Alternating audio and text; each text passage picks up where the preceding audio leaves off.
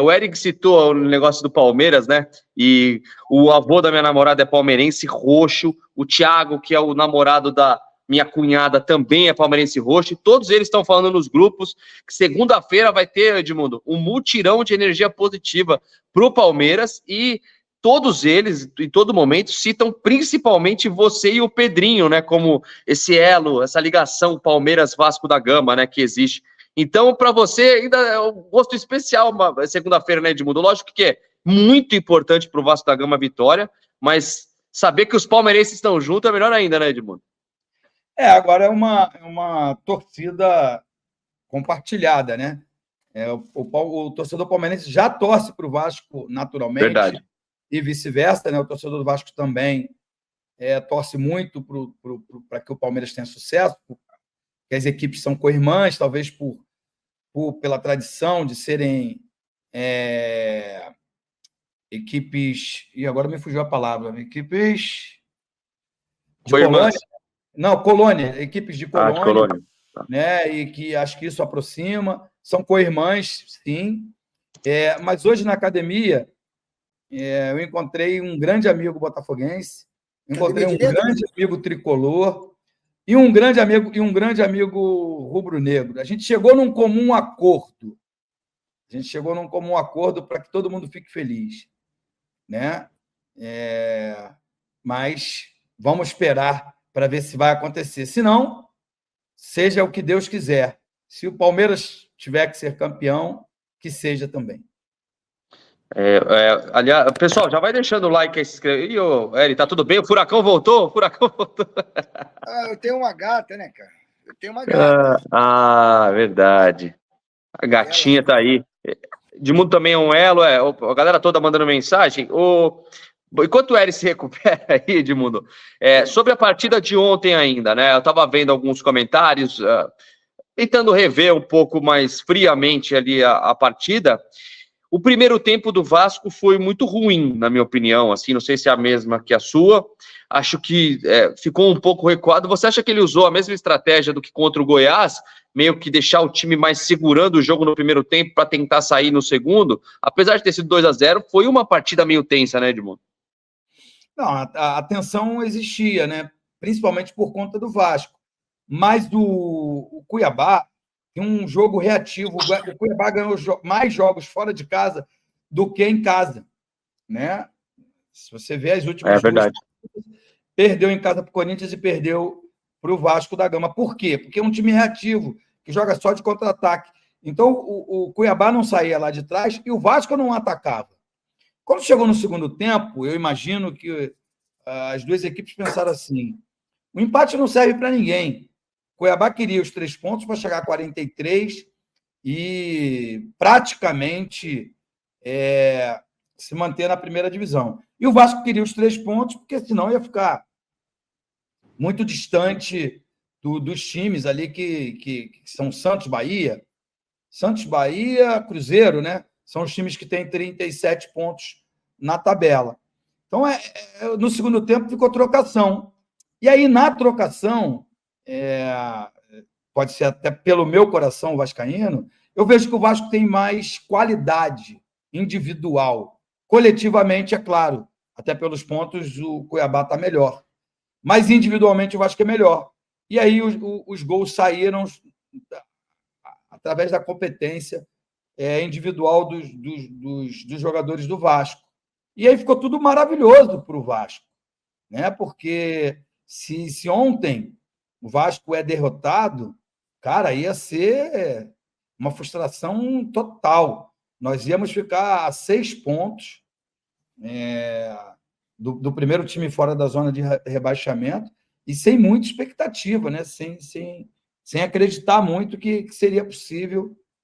Ontem era um paciente no CTI. O Vasco ressuscitou. Ainda está lá no CTI.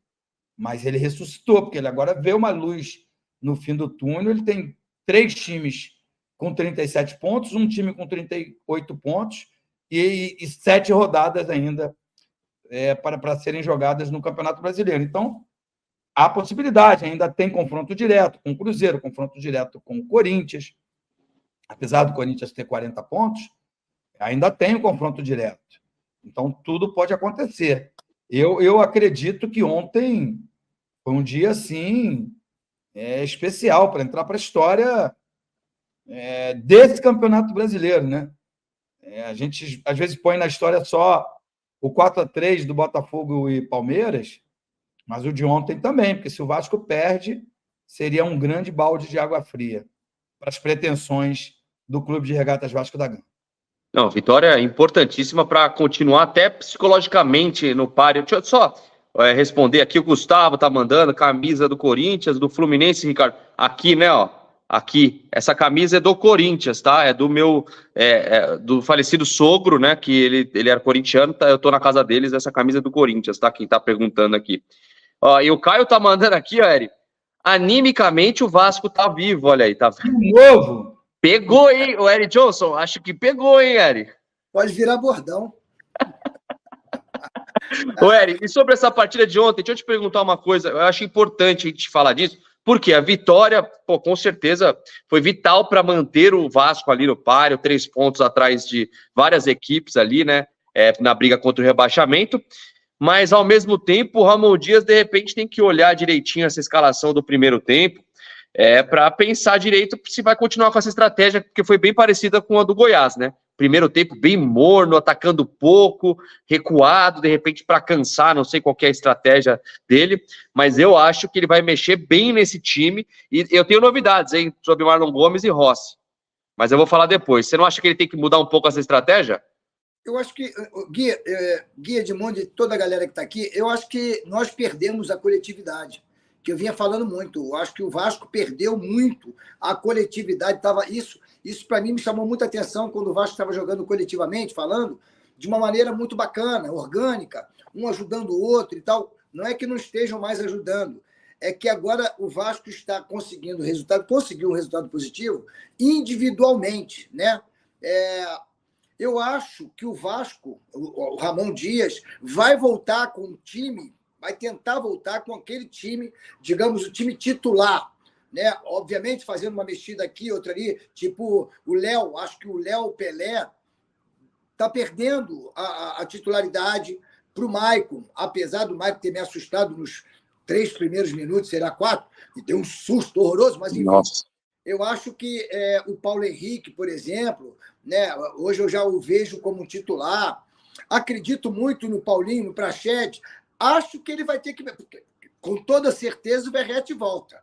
Né? O Verratti é o centroavante, o homem-gol que nós temos. E não tem jeito de pensar, será que ele vai ficar... Não.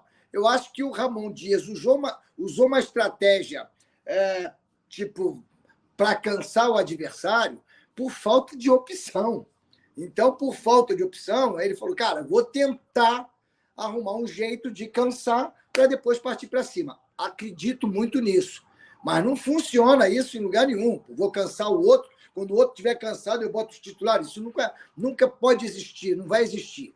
Eu acho que foi uma estratégia que ele usou por falta de opção. Ontem deu certo.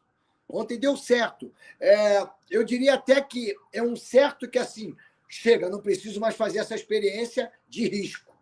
Contra o Botafogo, em São Januário, eu diria até, tomara que alguém passe isso para ele, para o Emiliano, se é que eles não sabem disso. Cara, a defesa com todo respeito, mas a defesa do Botafogo é uma defesa reserva. Está vindo de uma derrota muito significativa, no mau sentido, e que vai enfrentar um Vasco da Gama com vontade maior, porque está dentro de São Januário, no Caldeirão, e após uma vitória muito importante contra o Cuiabá. Penso eu que Ramon Dias vai colocar em campo aqueles que ele considera realmente titulares.